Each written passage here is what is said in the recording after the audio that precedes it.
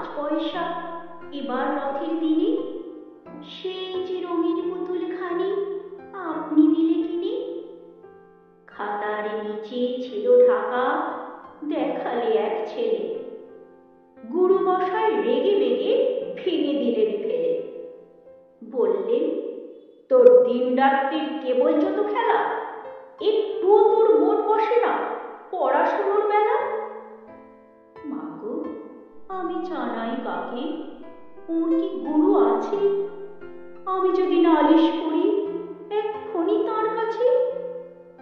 কোন রকম খেলার পুতুল